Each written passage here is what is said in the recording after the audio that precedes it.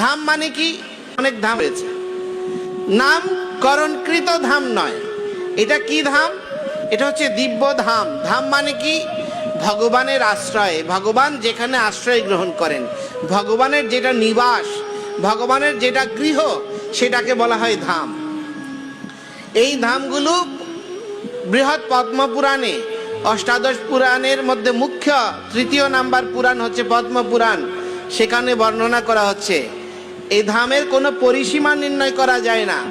ধামকে কোনো স্থানের, কোনো জেলার, কোনো দেশের অন্তর্ভুক্ত বলে বিবেচনা করা যায় না। ধাম এই পৃথিবীর প্রলয়ের পরেও শাশ্বত কাল অবধি কি থাকবে? বর্তমান থাকবে। সেই ধাম হচ্ছে এই পুণ্ডরিক ধাম, শ্রীমতী রাধারানীর পিতার গৃহ। এখানে কেন উনার পিতার জন্ম হয়েছে? কারণ মহাদেব উনার পিতা বাণেশ্বর পণ্ডিতকে এখানে প্রেরণ করেছেন। কারণ এই স্থানটি হচ্ছে ওনার জন্য নির্ধারিত। এবং এই স্থান গোলক বৃন্দাবনেও রয়েছে, সেটা প্রেম শ্বেতদ্বীপে প্রেম প্রকোষ্ঠ নামে। সেই প্রেম প্রকোষ্ঠের প্রতিবিম্ব হচ্ছে পুণ্ডরিক ধাম। গোলক বৃন্দাবনে যে মথুরা মণ্ডল রয়েছে, সেটার প্রতিবিম্ব হচ্ছে মথুরা। গোলক বৃন্দাবনে যে ব্রজ প্রকোষ্ঠ রয়েছে, সেটির প্রতিবিম্ব হচ্ছে বৃন্দাবন। এরকম 16টি দিব্য রম্য স্থান রয়েছে। এবং মুখ্য 4 যুগের জন্য তিনটা মুখ্য স্থান রয়েছে, 3 4 12টি। সেই পবিত্র ধামের অপ্রাকৃত কলিকালের মুখ্য 3টি স্থানের একটি ব্রহ্মার প্রকাশ হচ্ছে পুণ্ডরিক ধাম, শিবের প্রকাশ হচ্ছে নবদ্বীপ ধাম, আর ভগবান বিষ্ণুর প্রকাশ হচ্ছে শ্রীক্ষেত্রে চটক পর্বত। সেই 3টি অপ্রাকৃত স্থানে ত্রিদেব স্থলীর একটি হচ্ছে এই পুণ্ডরিক ধাম। তো সুতরাং এখানে এসে যদি মনোবৃত্তি পরিবর্তন না হয়, তাহলে বুঝতে হবে এখনো ধামে আসেনি। ধামের প্রভাব কেন প্রবেশ করছে না? কারণ আমি হৃদয়ে প্রচুর বিষয় বাসনা নিয়ে এসেছি, মানে আমার কলসিটা পুরো। সুতরাং এরপরে যে জল ঢুকবে সেটা উপচে পড়বে, বাইরে পড়ে যাবে, অন্যের কল্যাণ হবে, আমার কল্যাণ হবে না।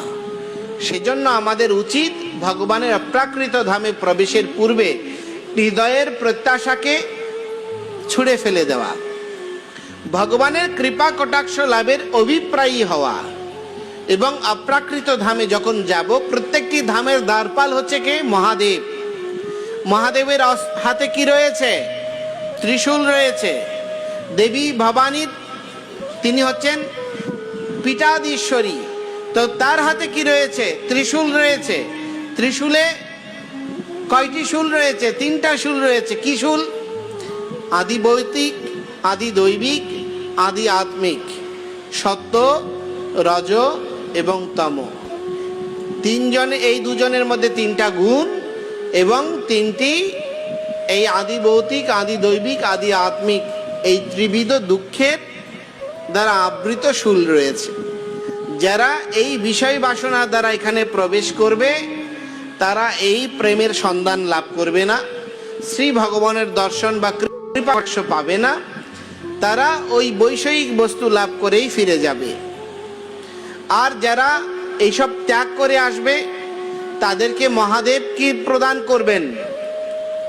কৃষ্ণ পতিরূপ প্রদায়, তিনি কৃষ্ণকে পতিরূপে দান করবে। মহাদেব মা কাত্যায়নী কি দেবেন? কাত্যায়নী মহামায়ে মহাযোগিনীশ্বরী বিষ্ণু পদে পরাং ভক্তি দেহি মে দেব দুর্লভ। চণ্ডীতে 11 অধ্যায়ে নারায়ণী সূত্রে বর্ণনা করা হচ্ছে যে মা দেবী জগদ্ধাত্রী দুর্গা, তিনি দেবতারাও যে বস্তু চাইলেও পায় না সে বস্তু দেন। সে বস্তুটা কি? কাত্যায়নী মহামায়ে মহাযোগিনীশ্বরী বিষ্ণু পদে পরাং ভক্তি দেহি মে দেব দুর্লভ। দেবতাদের কাছেও দুর্লভ। সেটা কি? ভগবান বিষ্ণু বা কৃষ্ণের প্রতি ভক্তি। তো এই জন্য গোপীরা ভাগবতমে উনার প্রণাম মন্ত্রে বলছে কাত্যায়নী মহামায়ে মহাযোগিনীশ্বরী নন্দসুতাম দেবীম পতিং মে কুরুতে নমঃ। কৃষ্ণকে পতিরূপে প্রদান করতে পারেন তিনি।